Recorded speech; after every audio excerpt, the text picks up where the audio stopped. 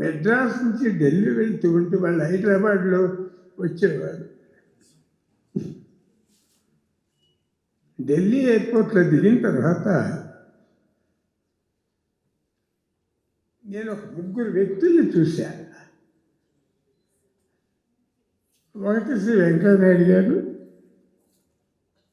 ఆయన దిగిన తర్వాత ఆయన లగేజ్ ఆయన తీసుకుంటేనే కానీ కారులోకి వెళ్ళేవారు కాదు. ఎవరో వచ్చి అసిస్టెంట్ వచ్చి లగేజ్ తీసుకెళ్తే ఒప్పుకునేవారు కాదు. అంతే, అంత సామాన్యతగా సింపుల్సిటీగా బ్రతికినటువంటి పద్ధతులు నేను ఆ దగ్గర చాలా నేర్చుకున్నాను.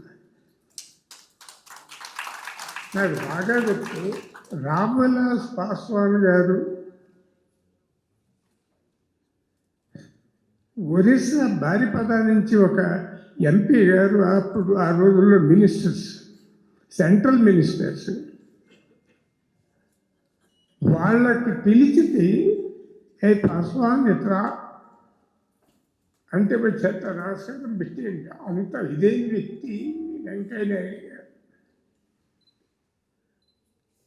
పార్లమెంటులో నేను చూసినటువంటి టీవీలో కానివ్వండి, ఆ రోజుల్లో వాజ్పేయి గారు, వెంకయ్యనాయుడు గారు, మన ఈయన మన పుట్టుకతోనే వచ్చినటువంటి జైపాల్ రెడ్డి గారు, వీళ్ళు మాట్లాడుతూ ఉంటే ఎంత ఈ పార్లమెంటు సభ్యులు ఎవ్వరూ కూడా మాట్లాడుతూ నిశ్శబ్దతో అనేది అంటే ఎంత చక్కగా ఉండేదంటే వారి దానికి వారు మాట్లాడే విధానం నేను ఆశ్చర్యపోయేవాడిని. ఇది నా జీవితంలో కొన్ని నేర్చుకున్నటువంటి, వారి దగ్గర నుంచి నేర్చుకున్నటువంటి కొన్ని అనుభవాలు. ఇట్లాగే నేను ఒక 2-3 గుర్తులు, జ్ఞాపకాలు మీ అందరి ముందు పంచుకోదలుచుకున్నాను. నేను జంషెడ్జీ తాత గారితో బాంబే టు ఢిల్లీ ట్రావెల్ చేసే 3 సార్లు. ఆయన కూడా అప్పుడు chairman of the air India.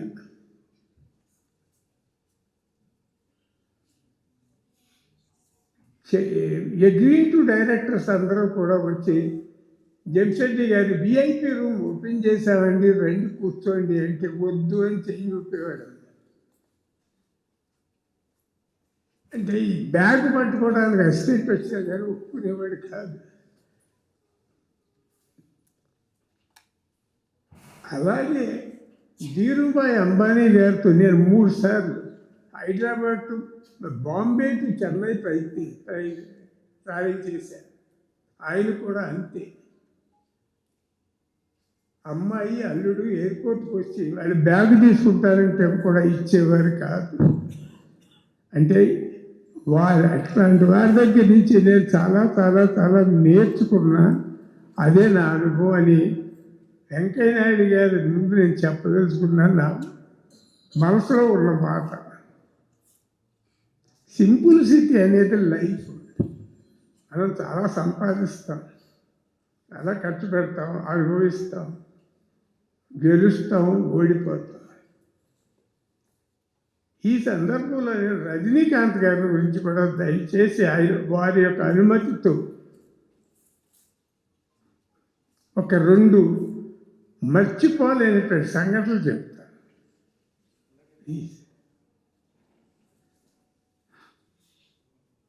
Of course వారితో నేను 9 సినిమాలు చేశాను. అటు అన్నిటికంటే ముఖ్యంగా నేను మర్చిపోలేని 2 సంఘటనలు, వారు ఏమనుకోకపోతే, మేమందరం షూటింగ్ చేస్తూ మధ్యాహ్నం లంచ్ టైంలో వారికి క్యారియర్ మేకప్ రూమ్లో పెట్టించి మేమందరం స్టాఫ్, మేము టెక్నీషియన్స్, మిగిలిన ఆర్టిస్టులు అందరం బయట తాటాకుల పందిరి దగ్గర, కొబ్బరాకుల పందిరి దగ్గర కూర్చుని భోజనం చేస్తూ ఉంటే ఆయన క్యారియర్ పట్టుకుని వచ్చేసాడు బయటకు ఒక రోజున. పొందరారు, నేనేమన్నా అంటరాని వాడినా?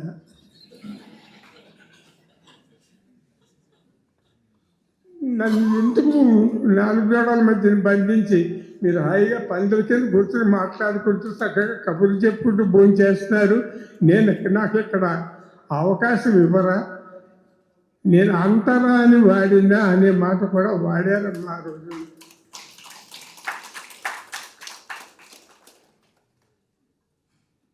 అంటే చాలా ఇన్సిడెంట్స్ ఉన్నాయనుకోండి వారి గురించి నేను చెప్పాలంటే, కానీ నాకు బాగా గుర్తుగా మనసులో నాటుకుపోయినటువంటి ఇన్సిడెంట్ చెప్తున్నా. అందాకాలం రిలీజ్ అయిన తర్వాత కలకత్తా డిస్ట్రిబ్యూటర్స్ రజనీకాంత్ గారిని తీసుకురండి ఇక్కడికి అని బతిమాలారు నన్ను. ఎక్కడికి? కలకత్తాకి వెళ్దామా సార్, రజనీకాంత్ గారికి వెళ్దామండి అన్నారు. సక్సెస్ హుషారులో ఉన్నారు వారు, నేను కూడా. కలకత్తా వెళ్తామంటే ఎయిర్పోర్ట్కి వెళ్ళిన తర్వాత పొంతగారు నేను ఒక ప్యాంటు ఒక షర్ట్తోనే వచ్చాను. కొన్నాళ్ళే బాబు అన్నాను అని ఎయిర్పోర్ట్లోకి వెళ్ళాను. ఎయిర్పోర్ట్ కాట్మండ్ వెళ్ళాలి అని మా ఇద్దరు ప్లాన్. కాట్మండ్ వెళ్తానికంటే ఇక్కడ ఒకే షర్ట్ ఒకే ప్యాంట్ అన్నారు. సరే అని చెప్పేసి తీసుకుందామని అనుకున్నాం. ఆయన ఎయిర్పోర్ట్లో అన్నారు ఒక మాట, కొంచెం ఎందుకు డబ్బులు ఖర్చు పెట్టి ప్యాంటు షర్టు కొనటం? ప్యాంటు నా దగ్గర ఉంది, ఒక షర్ట్ మీరు ఇవ్వకూడదా నాకు?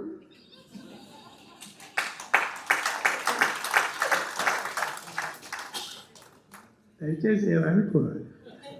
ఈ సందర్భంలో నిన్న మనసులో చెబుతున్నా. ఆ షర్టుతో వారు కలకత్తా వెళ్ళాం, నేపాల్ వెళ్ళాం, తిరిగి వచ్చాం. ఎందుకు చెప్పాల్సి వచ్చిందంటే సింపుల్ సిటీ అనే దాని మీద. అఫ్కోర్స్ నేను చిన్న జోక్ మాట మాట్లాడుతూ అరే అనుకోకపోతే ఇంకా నాకు ఆ షర్ట్ రిటర్న్ ఇవ్వలేదమ్మా.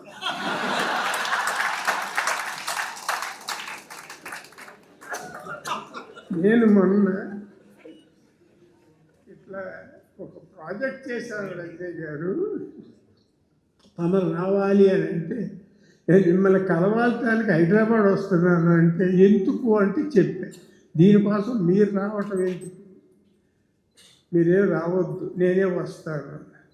నిన్న ఎయిర్పోర్ట్కి వస్తాను అంటే మీరు వస్తే నేను అక్కడి నుంచి తిరిగి వెళ్ళిపోతాను, కానీ నేను అక్కడ కూరుకు రాను అని. అది అమ్మ సింపుల్ సిటీ. లైఫ్లో మనం చాలా పెరుగుతున్నాం, చదువుతున్నాం. ఇక నేను మురళీమోహన్ గారి గురించి చెప్పవలసిన అవసరం లేదు. మీ అందరికీ తెలిసిన వ్యక్తి, తెలిసిన మనిషి. నేను ఆయనకి ఒకవేళ ఇంట్రడ్యూస్ చేశాను సినిమా ఇండస్ట్రీలో అనే కృతజ్ఞత ఆయనే ఇదయ్యారు. కానీ పూర్ణచంద్రరావు అనే ఒక వ్యక్తిని మర్చిపోయినటువంటి మళ్ళా మీ అందరికీ, ప్రజలకి, ఫిల్మ్ ఇండస్ట్రీ వారికి నన్ను మళ్ళీ గుర్తు చేసి ఆయన 50 సంవత్సరం సినిమా ఎంట్రీ డేలో నన్ను మళ్ళీ పూర్ణచంద్రరావు అనే ఒక ఆయన అడవిలో కూర్గులో బ్రతికే ఉన్నాడు అని గుర్తు చేసినటువంటి వ్యక్తి ఆయన. ఇంతకంటే నేను మీ అందరికీ నేను ఆహ్వానాన్ని మన్నించి మీరు అందరూ వచ్చి నన్ను బ్లెస్ చేసినందుకు నేను బ్రతుకున్నంతకాలం మర్చిపోలేని ధన్యవాదాలు తెలియజేస్తున్నాను మీ అందరికీ. చాలా చాలా చాలా చాలా కృతజ్ఞతలు. Thank you very much. ఇంతకంటే నేను ఎక్కువ చెప్పి మైక్ దగ్గర మాట్లాడే అలవాటు కూడా నాకు ఇంతవరకు లేదు. ఏదో చిన్న సంతోషం మీరు అందరూ వచ్చి నన్ను ఆశీర్వదించినందుకు, ఆ సంతోషంలో ఈ 4 మాటలు మాట్లాడగలిగా. చాలా చాలా థ్యాంక్స్.